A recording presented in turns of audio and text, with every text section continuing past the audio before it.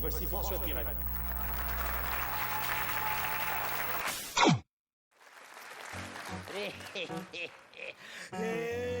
Gaïa, je sais bien.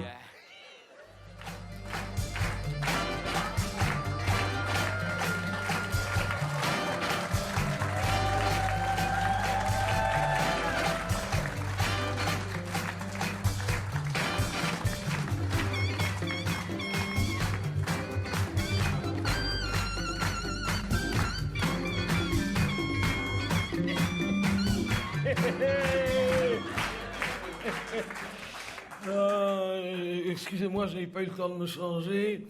Je reviens d'un enterrement. Non, ne riez pas, c'est triste. Une étudiante, 87 ans. C'est toujours triste, hein, une étudiante. Ouais, ouais. Oh, il y avait du monde, hein. Pensez bien. Ouais, elle n'a pas eu de chance. Ouais, ouais. Elle a fait son baptême mardi. Elle a été enterrée le vendredi. C'était vite, hein. Baptisée, enterrée la même semaine. À l'église, hein. À l'enterrement, pas le baptême, hein. Pas le genre de baptême qu'on te donne des dragées après, hein. Il y avait du monde, hein, tous ses camarades de classe. D'ailleurs, on n'a pas pu faire rentrer tout le monde dans l'église. Il y a eu un numerus clausus. Oui. Non, vous riez, mais franchement, il n'y a pas de quoi rire. Et c'est arrivé bêtement, hein. Vraiment, elle n'a pas eu de chance. Tout ça, c'est à cause des vacances. Parce que on nous avait dit cette année au maintenant que les mesures sanitaires sont levées, et même pour les personnes âgées, vous pouvez partir en vacances. Vous pouvez partir en vacances. Quand on voit ce qu'on paye pour rester ici, il ne nous reste plus rien. Où est-ce que vous voulez qu'on parte? Que je dis à l'infirmière. Elle me dit, écoutez, il y a un site internet pour partir en vacances, pas cher. Ça s'appelle Home Exchange.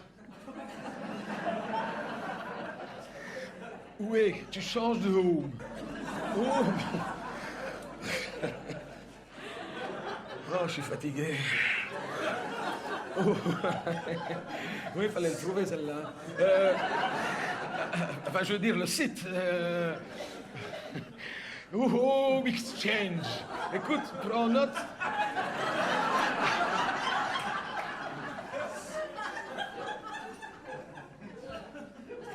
Oui, c'est bien fait. Alors, tu inscris ton home sur le site et tu changes de home pour les vacances avec des autres. Mais il faut que ce soit des homes de même catégorie, hein. Ah oui, il faut d'abord faire toute la description de ton home. Donc, nous, on avait fait la description la plus fidèle possible parce qu'il faut que ce soit honnête, hein. Ah oui, hein, d'ailleurs, ils viennent vérifier. Et nous, on avait mis home normal. Qu'est-ce que tu veux dire? Home normal, de plein pied, 6 étages. Oui, mais chaque étage est de plein pied. Ouais. Avec ascenseur, eh bien déjà ça, on a dû corriger parce qu'ils sont venus voir. Ascenseur, quand ils ont vu le poids de l'infirmière, on a dû mettre mot de charge. Comme casse... Bien, c'est pas bien, ça.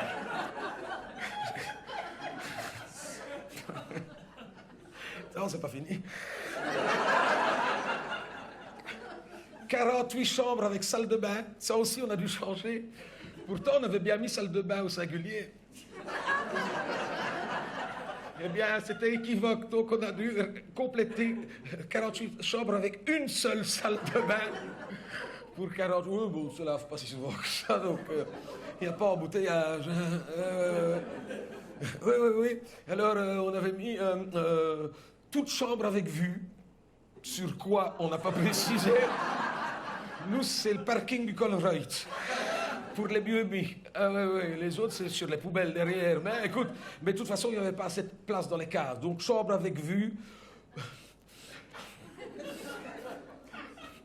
Proche de tout commerce. Donc, pharmacie, opticien, pompe funèbre, crématorium. Pension complète. Oui, pension complète, ça veut dire que ça coûte complètement ta pension, tu sais.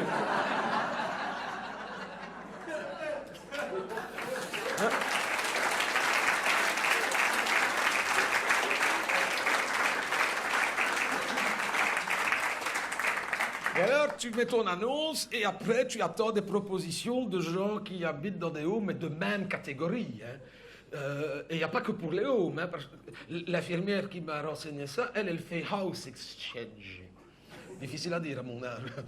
House exchange. Elle échange, c'est comme ça qu'elle connaissait le principe. Elle échange sa maison avec des autres. Mais c'est de même catégorie, hein, attention. Hein, mais, grâce à ça, elle a pu partir. Elle habite à Tilleur, ça, Nicolas. Elle est partie au Brésil, hein. Ah oui, à Rio, hein, et dans un quartier fort connu, on en parle souvent, les favelas.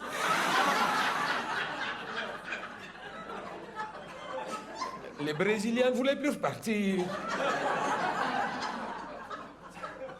Elle a une cousine qui habite à Charleroi Nord. Ouais, elle est partie un mois en Colombie, à Medellín. Moi, je connais quelqu'un au Borinage, qui habite dans une maison au Borinage. Elle a pu partir un mois en Inde, à Calcutta. Cité de la joie. Ça devait être bien. Ça devait être bien, hein. Ouais, ça vaut la peine, hein. House exchange. C'est de même catégorie, évidemment, hein. C'est pas mal, hein. Et nous, on avait mis ça au home exchange. Je dis, c'est vrai, il y aurait quelqu'un qui habite dans un home à Miami, sur le front de mer, ou je ne sais pas moi, à Biarritz en France, à Nice, à Cannes, ou je ne sais pas moi, au Baléares, et qui se dit, tiens, j'irais bien passer une semaine à Droix.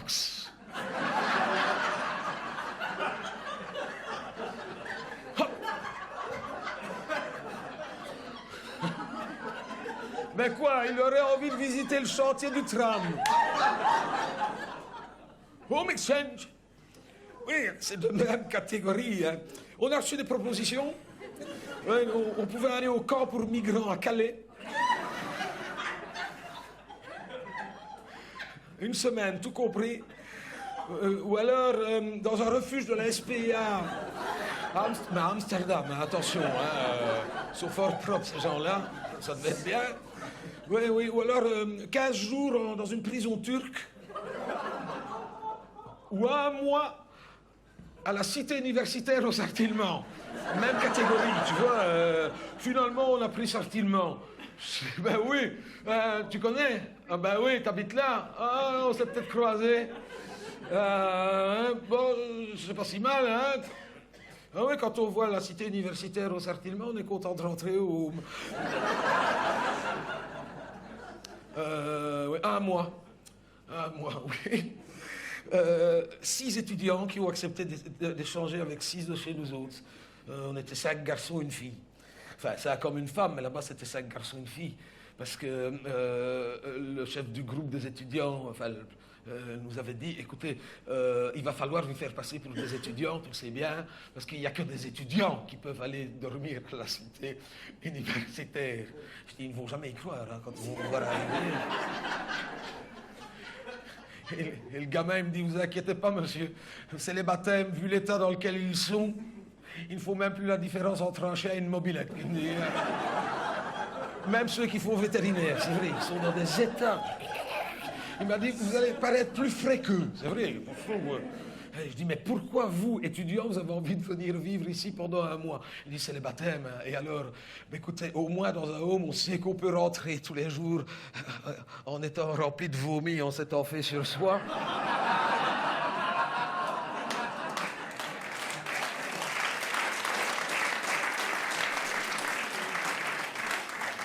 Non seulement on ne nous dit rien, mais en plus on nous lave.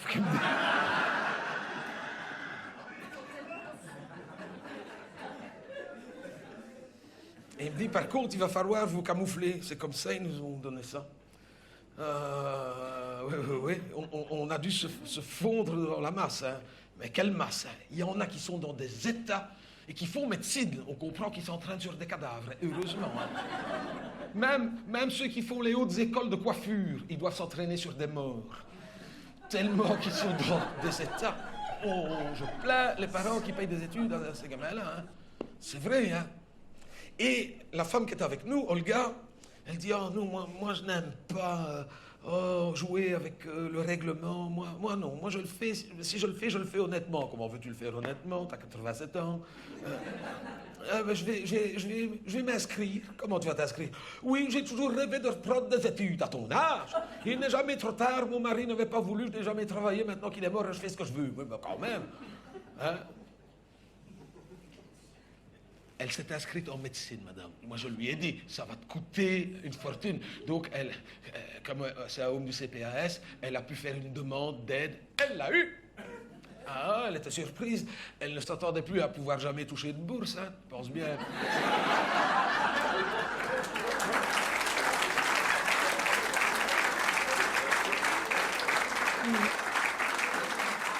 Mais elle a voulu le faire vraiment, quoi, comme les étudiants. Oui, mais les baptêmes, hein. Elle a tenu 2 jours. Déjà le premier jour, Olga, gueule en terre, Olga, gueule en terre. Ben voilà, vendredi.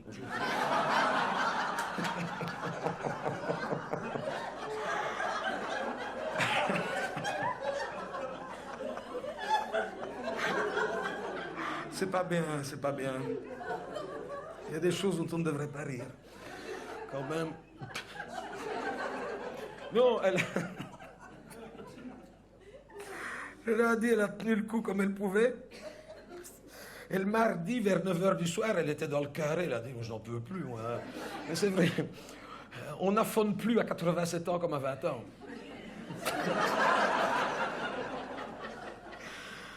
On prononce parfois des phrases improbables. On n'affonne plus à 87 ans, comme on affonne à 20 ans. Elle était à fond. Et pour affonner, elle a affonné. Et elle a affonné une dernière fois vers 8h du soir. Elle a dit, je vais me coucher, parce que le lendemain, elle savait qu'elle avait son premier cours d'anatomie. Et ça, elle ne voulait pas le rater. Pour ne pas le rater, elle ne l'a pas raté. Donc elle a dit, je vais rentrer. Les autres, oh non, oh le gars, avec nous. Oh non, je n'ai plus votre âge. Moi, qu'elle dit, je vais rentrer à la cité universitaire. Je ne sais pas si tu l'as connue, t'as pas eu le temps en 2 jours. Mais, et donc elle dit, je vais rentrer à la cité universitaire. Mais plus de bus, plus rien à cette heure-là. Donc à pied jusqu'au Sartillement, elle a dit, je n'y arriverai jamais. Ou alors je vais arriver juste pour me changer et aller à l'école, ça ne sert à rien. Elle dit, je vais aller directement à l'université. Et elle savait que c'était ouvert la nuit. Donc elle a été directement en salle d'anatomie.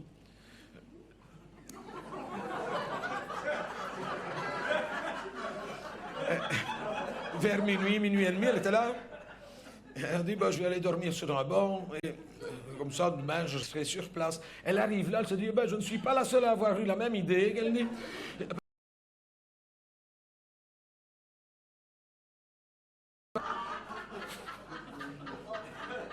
et il y avait une table de libre.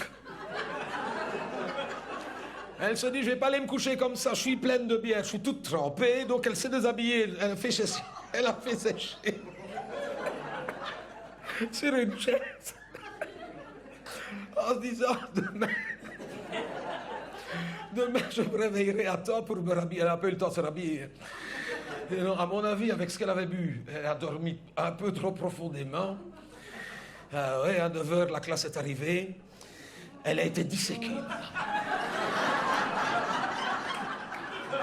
Ouais. Il paraît qu'elle n'a pas souffert. Ouais, c'est le professeur qui l'a dit, donc je suppose qu'il savait de quoi il parlait. Oui, non, elle n'a pas souffert. Ça saigne vite, une carotide. Hein.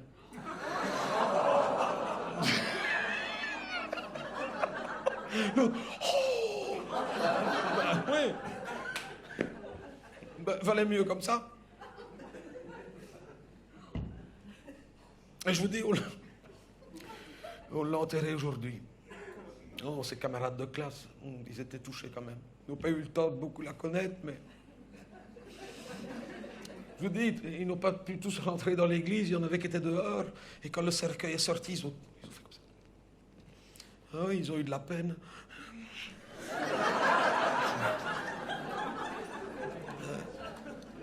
Oui. C'est une démarche, hein, de donner son corps à la science. Hein. Elle voulait juste le prêter, mais... Prêter, c'est prêter, reprendre, c'est voler. Hein. Moi, on m'a demandé, je ne sais pas. Non, parce que j'ai toujours dit que je serais incinéré, moi. Je pense que je ne changerai pas d'avis avec ce qui est arrivé à Olga. De toute façon, même en coiffure, je ne peux pas prêter mon corps en coiffure. Il reste plus assez. Mhm. Non, je sais ce que je vais faire. Je vais me faire incinérer et après je donnerai mon corps à la science. Ben, pour la recherche sur les grands brûlés, hein. Ou sur les aspirateurs. Non, mais ici, généralement, tous ceux qui sont ici, ils se font incinérer parce que c'est un home socialiste.